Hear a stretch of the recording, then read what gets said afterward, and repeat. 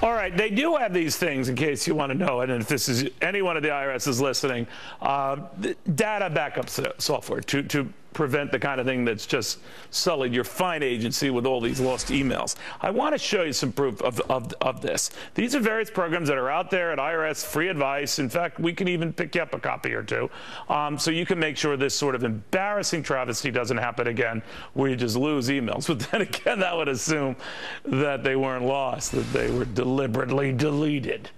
To our Fox Biz All-Stars, Lizzie McDonald, Gary Kalpam, Kayleigh McEnany. I'll tell you, Lizzie, doesn't add up. No, we know that it's very simple stuff. We know that the IRS has a $2.4 billion IT budget. It doesn't add up, and then you wonder, oh my God, if you don't have server capacity, what does that mean for Obamacare and our health records, right? So, but then the other thing too is, I mean, very good point. Well, you know, all right, so don't do the Star Trek, you know, conferences with employees dressed up as Star Trek. Why don't you save some money there? Listen, let me back up. The IRS has been getting billions of dollars of taxpayer money to improve their computer systems for years. This is not the issue.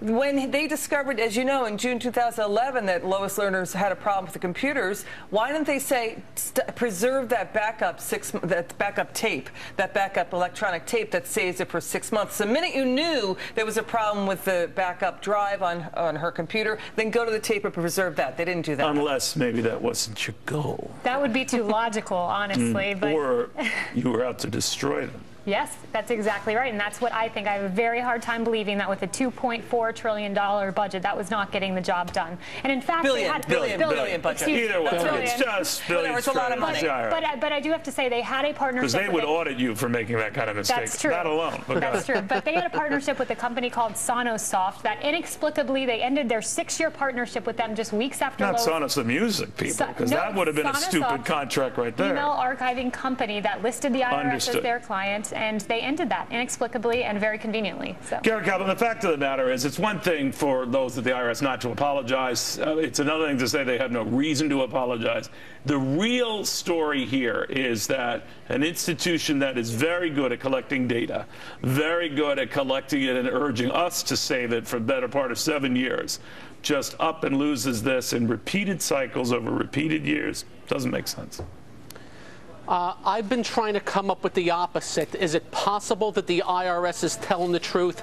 And I just cannot get there. These are people that know what they're doing, know where everything is at all points in time, and all of a sudden this is gone. And the timeliness of it, after they get the letter from Congress, just doesn't fit the smell test here. And I got to tell you, the fact that I watched this guy say, the commissioner, that they don't have enough money when they have $2.4 billion just from IT, it just tells you the inefficiencies, the ineffectiveness of government, and indictment of the tax code, which is 70,000 pages at this point in time. Well, I'm not an IT expert. I'm not a tech expert, but I've talked to those on this show and other shows who are on air, off air, and they all tell me, to a man and woman, that it's impossible for that to happen. Virtually impossible for it to be lost. You mean for it to be lost, and then you can retrieve it. One of them said it's sort of like if the machine itself could be retrieved and they could find those missing emails. So yeah, then there's the idea out there by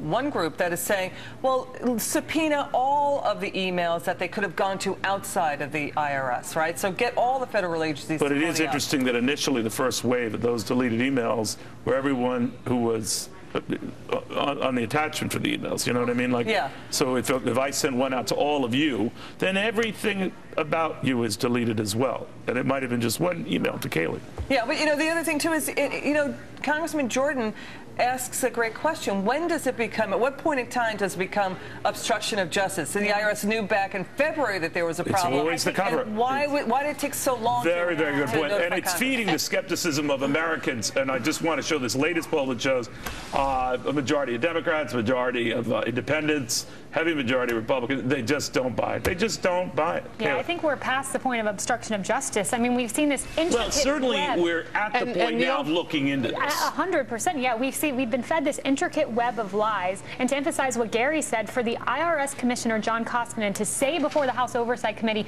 we didn't have enough money to spare $10 million when they had a $2.4 billion budget, that doesn't fly. It doesn't fly. No. And why only these emails? Why only these emails on this subject matter? matter, other emails on other subject matters. We're not. It just, I don't know. I'm being Columbo here and scratching my head, but it just doesn't add up. Gary?